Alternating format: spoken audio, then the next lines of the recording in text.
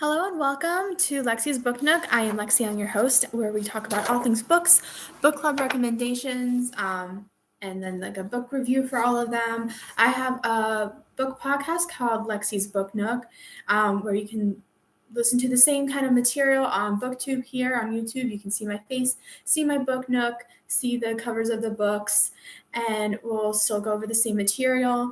My podcast is free on Spotify. And you can find it Lexi's Book Nook, Lexie. And then I also have a website, lexisbooknook.com, where you can buy your own copy of the book and see additional materials on my summary and my thoughts on the books. And I also have a Patreon account where you can support the podcast. It's only $3 a month to hear the same materials, but see my face, see my book nook, get inspiration for your own, and see the book titles. I know a lot of people like seeing the book titles and they like to choose the book based off that. And so for every episode, I will go over the summary of the book, my thoughts on it, and then some discussion questions.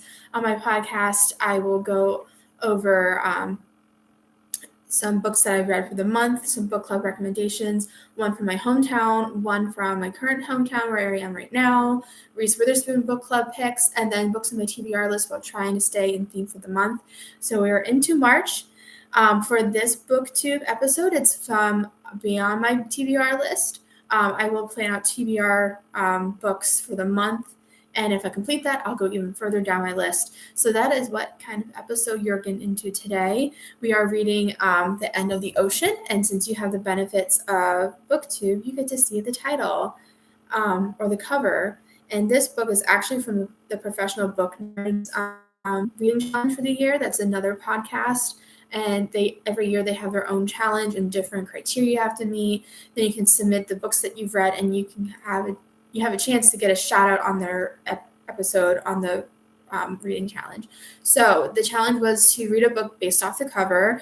And so I went to the library and chose something that really caught my attention. It's a beautiful book with a beautiful sunset over the ocean. Sorry for the glare.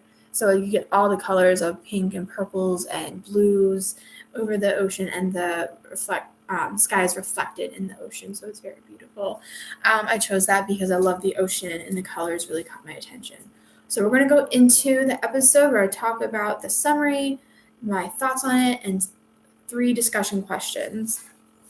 So in The End of the Ocean, it is about the power of nature, climate change, and the human spirit as it is exposed to the threat of a worldwide drought. This dystopian world is witnessed through the lives of a father and daughter and an older woman. Alternating between the perspective of the father and the older woman, we see how the climate change and challenges affect them.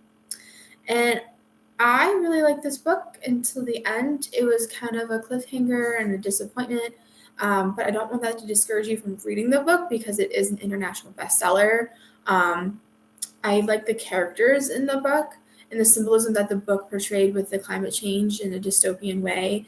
It showed it before and after the drought, which was really interesting, and how it affected like going into like kind of the end of the world and how people are affected after it. So I thought that was really interesting. The before perspective was also between the older woman whose name is Signe. I'm not sure how to pronounce it.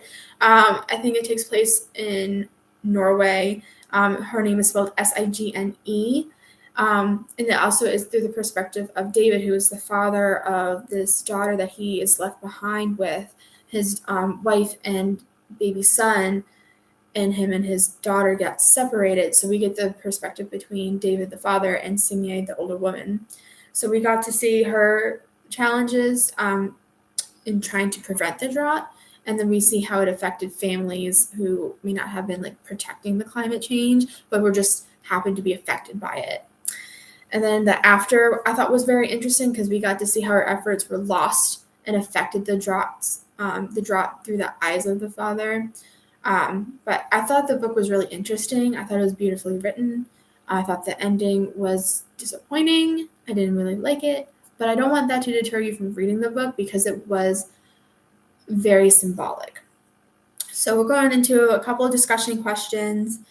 In The End of the Ocean, it alternates between Signe's story in 2017 and David's in 2041, in the year 2041. Why do you think the author chose two time periods decades apart? How are their stories and worlds connected? And what do you think the author is trying to illustrate about our future world?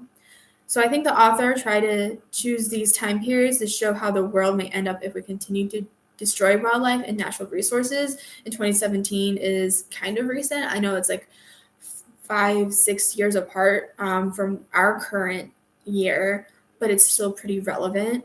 And I thought it showed a good post-apocalyptic world in a way that nature is the villain. So I think she just chose like a very large time gap.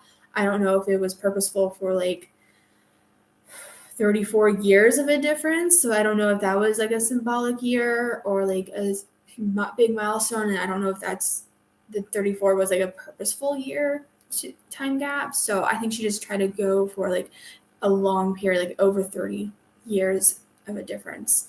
And maybe one day climate change will affect the lack of rain and water. And I think she just wanted to show like a big time difference of how the drought will affect the world. In these two worlds, Signe and David's are barely connected. David and his daughter Lou eventually find Signe's boat after a long walk away from their campsite.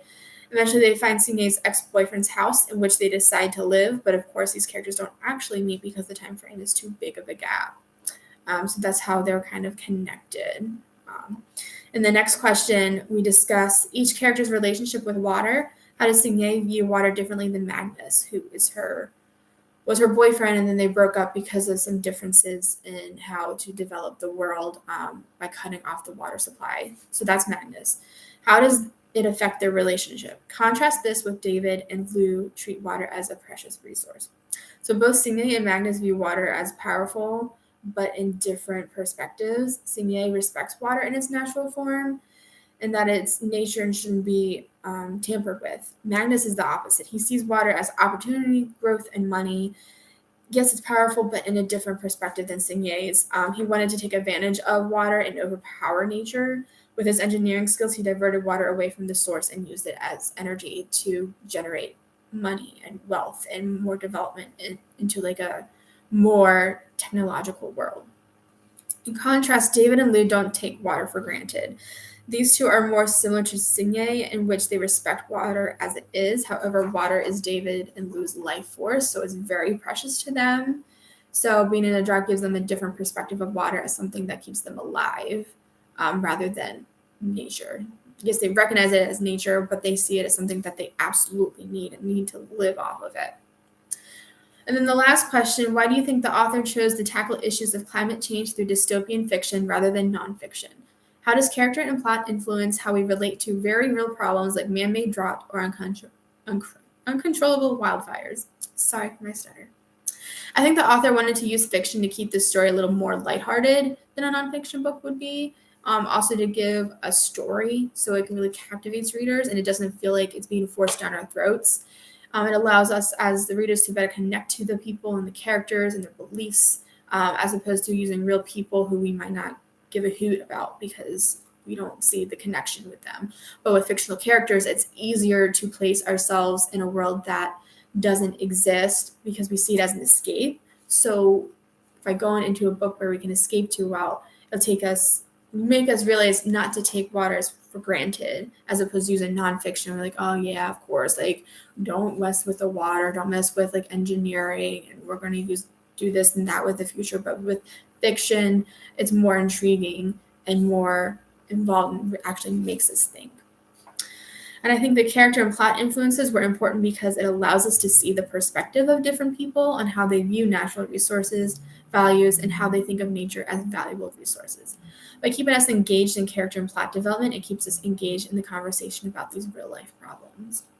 So those are all my thoughts. Those are a few discussion questions I found on the interweb. There's many more out there. So if you want to find this book for a book club, it's out there. I recommend it for a book club. I think you'll have very good, relevant questions to ask people and get their opinions on. It is an international bestseller, and the cover is absolutely gorgeous. So if you want to get that book, you can buy it off my website on lexiesbooknook.com. That is spelled Lexie. And you can buy your own copy. I will get a small commission based on the sale of what you buy, but it's no extra cost to you. You can also check out the other books I've read for March on my website. I also have a podcast on Spotify for free called Lexi's Book Nook, and we'll talk about books that I've read. You'll see right here to my left are books for April, so I'll be going over these pretty soon. So keep listening to my podcast and keep listening on Patreon if you want those benefits for $3 a month, and BookTube is you get a little bit extra content for these bonus episodes. So that is all Lexi's Book Nook, and I hope you enjoy this episode and keep on reading.